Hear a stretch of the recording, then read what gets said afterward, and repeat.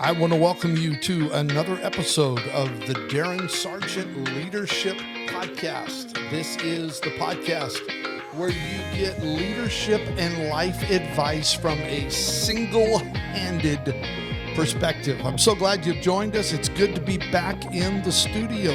It's been a couple weeks since we dropped a podcast. That's what that means. I'm glad you're with us.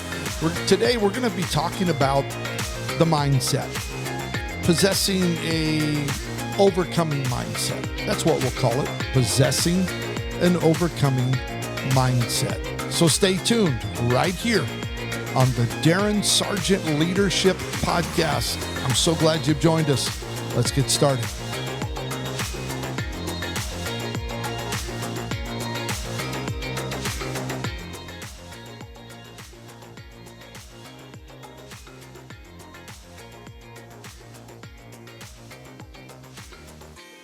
I want to begin our time together by making a statement that I believe every single one of us need to keep at the forefront of our thoughts. And it is this: our lives move in the direction of our strongest thoughts. I'm going to say that again. Our lives move in the direction of our strongest thoughts. I had to make a decision early in my life if I was going to be limited by my circumstance, how I was born, how I perceived it, or would I look past my condition and recognize the opportunity that I could step into that would hopefully impact thousands of people. Now, I chose the latter, and if you follow me, you know I have done my best to try to impact people. And now I've had the privilege of speaking to hundreds of thousands of people about the power of overcoming and what that mindset looks like. Now, above all other abilities that you might possess, I believe that your mindset is the core foundation for a life of success and a future and a family of success and a faith of success. If you and I do not work on developing a mindset that pushes beyond, if you will, what appears to be something that we cannot break through or overcome, life is going to be very difficult to work our way through.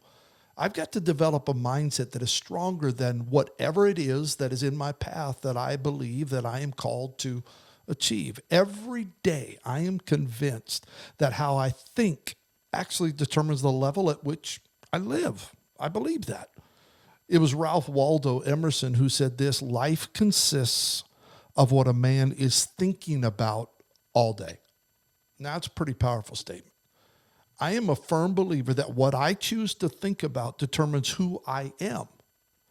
And understanding who I am determines what I do. My understanding of who I am determines how I live out my life. If I think I'm a loser, I'm a loser. If I think I'm disabled, I'm disabled. If I think I'm a handicap, I'm a handicap, okay? If I think I'm going to be broke all my life, I'm going to be broke all my life. If I think my family's never going to amount to anything, my family's never going to amount to anything. I'm going to say it again. Our lives move in the direction of our strongest thoughts. This is why I believe Paul emphasized the renewing of the mind and the importance of making sure our minds are renewed daily. Now, if you know me, I'm big on legacy. I'm big on living a life that will outlast you by investing in those things that will outlive you. And I've discovered something. My thoughts shape my destiny, not destiny, my destiny. And my destiny determines the legacy that I believe I'm called to leave behind after this old body has gone on to be with the Lord. I read a book. It's an old book that I keep on my shelf for easy access. It's called As a Man Thinketh by James Allen. It's probably many of you have recognized that title when I said it. In it, he says this: you are today where your thoughts have brought you. You will be tomorrow where your thoughts take you. Where are your thoughts? Where have they brought you and where are they taking you? I had a choice early in my life. Will this become that something that defines me? Or will I define it? Will my thoughts about the way I was born destruct or direct my destiny? I could have spent my life thinking, you know what, I'm nothing but a disability. Culture says I fit into that category. I could have spent my life thinking I'm a handicapped individual, but I chose not to use that description of who I was. It was not going to define me. I was going to define it. And that has been my life story, defining what many see as a disadvantage into one of the greatest advantages of my life. I don't need another hand. I am determined that my negative conditions of my birth were not going to be what controls me. My birth is not my boss. I was going to overcome. I was going to make it my servant instead of it making me its slave. I don't want to be a slave to destructive thoughts. That's not in my resume for life. We've got to get that out of our mind. Say it with me. Your birth is not your boss. Your failure is not your boss. Your past is not your boss. It doesn't own you, and it doesn't have to define you.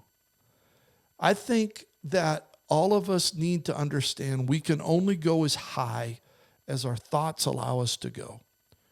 My level of thinking, your level of thinking will take you places or cause you to never achieve anything.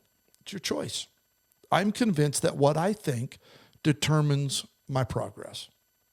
My thoughts determine the direction I'm going to go and what I'm going to do.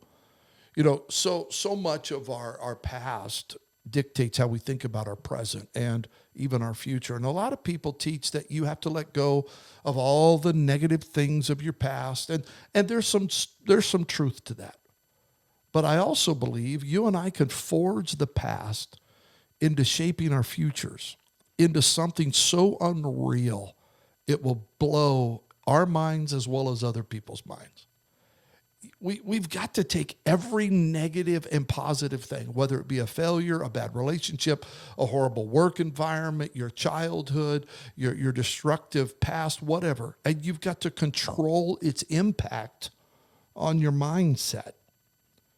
So many people choose to let their negative past cripple them from doing what they are destined to do. And it all starts with the way that we think. Our mindset sets the direction of our lives. Now, I've been faced with a lot of challenges. I've been faced with people's opinion of me and how I have lived this life. And some people have tried to put me in a category and look at me as not being whole or not being enough or not being complete.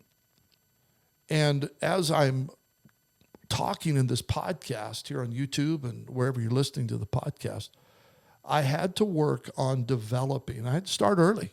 I had to work on developing a mindset that created a destined tomorrow into what I believe God was calling me to do. Now, this started with the right influences in my life, beginning with my parents. My parents are amazing, y'all.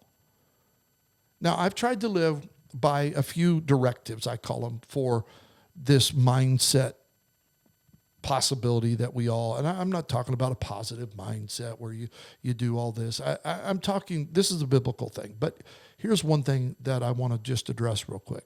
When you develop a winning mindset, you've got to not allow yourself to be dictated by your feelings. Feelings are fickle. They change like the weather. Unless you live in San Diego, then it never changes. But anyways, won't go there.